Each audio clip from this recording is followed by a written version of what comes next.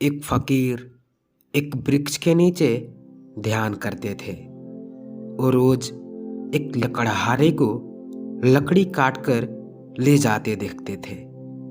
एक दिन उन्होंने लकड़हारे से कहा कि सुन भाई, दिन भर लकड़ी काटता है, 2 दिन की रोटी भी नहीं जुटा पाता। तू जरा आगे क्यों नहीं जाता? वहां आगे चंदन का जंगल है। एक दिन काट लेगा तो 7 दिन के लिए काफी हो जाएगा। गरीब लकड़हारे को विश्वास नहीं हुआ, क्योंकि वह सोचता था कि जंगल को जितना वह जानता है और कोई नहीं जानता। जंगल में लकड़ियां काटते काटते ही तो जिंदगी बीती। यह फकीर यहाँ बैठा रहता है वृक्ष के नीचे। इसको क्या खाक पता होगा? मानने का मन तो न हुआ, लेकिन फिर सोचा कि हर्ज क्या है, कौन जाने ठीक ही कहता हो, फिर झूठ भी क्यों कहेगा। शांत आदमी मालूम पड़ता है, कभी बोला भी नहीं इसके पहले। एक बार प्रयोग करके देख लेना जरूरी है। फकीर की बातों पर विश्वास कर वह आगे गया। लौटा तो फकीर के चरणों में सिर रखा और कहा कि मुझे क्षमा करना, मेरे मन में बड़ा संदेह आया था, क्योंकि मैं तो सोचता था कि मुझसे ज्यादा लकड़ियों को पहचान कौन जानता है, मगर मुझे चंदन की पहचान न थी। मेरे बाप भी लकड़हारा था, उसका बाप भी लकड़हारा था। हम यही जलाऊ लकड़ियां काटते काटते जिंदगी बिताते रहे। हमें चंदन का पता भी क्या, चंदन की पहचान क्या। हमें तो चंदन मिल भी जाता तो हम काट कर बेच आते उसे बाजार में ऐसे ही।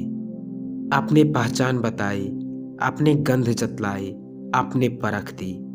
मैं भी कैसा अभागा, काश पहले पता चल जाता। फकीर ने कहा कोई फिक्र न करो, जब पता चला तभी जल्दी है, जब जागा तभी सवेरा है। दिन बड़े मजे में कटने लगे। एक दिन काट लेता, 7-8 दिन जंगल जाने की जरूरत ही नहीं रहती। एक दिन फकीर ने कहा, मेरे भाई, मैं सोचता था कि तुम्हें कुछ अक्ल आएगी। जिंदगी भर तुम लकड़ियां काटते रहे, आगे ना गए। तुम्हें कभी यह सवाल नहीं उठा कि इस चंदन के आगे भी कुछ हो सकता है? उसने कहा, यह तो मुझे सवाल ही ना आया, क्या चंदन के आगे भी कुछ है? उस फकीर ने कहा, चंदन के जरा आगे जाओ तो वहां चांदी की खदान है। लकड़ियां उकड़ियां काटना छोड़ो, एक दिन ले आओगे, 2-4 महीने के लिए हो जाएगा। अब तो वह फकीर पर भरोसा करने लगा था। बिना संदेह किए भागा। चांदी पर हाथ लग गए तो कहना ही क्या, चांदी ही चांदी थी। एक दिन आ जाता, फिर नदारद हो जाता।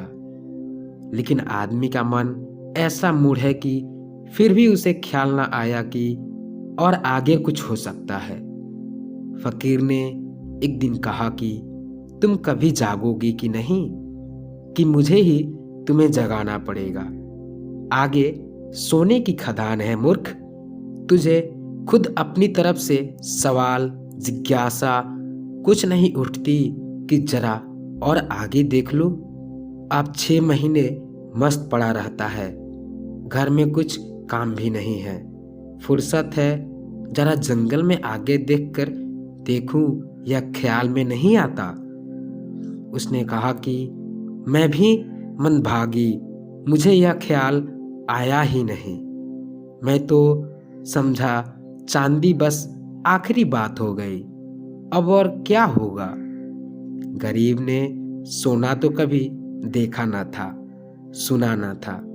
फकीर ने कहा, थोड़ा और आगे सोने की खदान है, और ऐसे कहानी चलती है। फिर और आगे हीरो की खदान है और ऐसे कहानी चलती है। और एक दिन फकीर ने कहा कि ना समझ, अब तो हीरो पर ही रुक गया। अब तो उस लकड़हारे को भी बड़ी अकड़ आ गई। बड़ा धनी भी हो गया था, महल खड़े कर लिए थे। उसने कहा, अब छोड़ो, अब तुम मुझे परेशान न करो। अब हीरो के आगे क्या हो सकता है। उस फकीर ने कहा, हीरो के आगे मैं हूं। तुझे यह कभी ख्याल नहीं आया कि यह आदमी मस्त यहाँ बैठा है, जिसे पता है हीरो की खदान का वह हीरे नहीं भर रहा है। इसको जरूर कुछ और आगे मिल गया होगा, हीरो से भी आगे। इसके पास कुछ होगा। तुझे कभी यह सवाल नहीं उठा। वह आदमी रोने लगा, फकीर के चरणों में सिर पटक दिया, कहा कि मैं कैसा मूड हूँ, मुझे यह सवाल ही नहीं आता। तुम जब बताते हो तब मुझे याद आता है। ख्याल तो मेरे जन्मों जन्मों में नहीं आ सकता था कि तुम्हारे पास हीरो से भी बड़ा कोई धन है। फकीर ने कहा, उसी धन का नाम ध्यान है। अब खूब तेरे पास धन है, अब धन की कोई जरूरत नहीं। अब जरा अपने भीतर की खदान खोद जो सबसे आगे है। यही मैं तुमसे कहता हूँ, और आगे चलते ही जाना है। उस समय तक मत रुकना जब तक कि सारे अनुभव शांत ना हो जाए। परमात्मा का अनुभव भी जब तक होता रहे, समझना दुई मौजूद है, द्वित्व मौजूद है, देखने वाला और दृश्य मौजूद है। जब वह अनुभव भी चला जाता है तब निर्विकल्प समाधि, तब सिर्फ दृश्य नहीं बचा, न दृष्टा बचा, कोई भी नहीं बचा। एक सन्नाटा, एक शून्य, और उस शून्य में जलता है बोध का दिया। बस बोध मात्र, चिन्ह मात्र, वही परम है, वही परम दासा है, वही समाधि है। तो मित्रों, इस कहानी में बताया गया है कि ध्यान ही दुनिया की सबसे मूल्यवान वस्तु है और आप इसे कैसे पा सकते हैं। आशा है कि आप इस कहानी को समझ पाए होंगे और अपनी ज़िंदगी को और बेहतर बना पाएंगे। ऐसे ही नॉलेजेबल कहानियाँ सुनने के लिए इस चैनल को सब्सक्राइब ज़रूर कर लें। जय हिंद।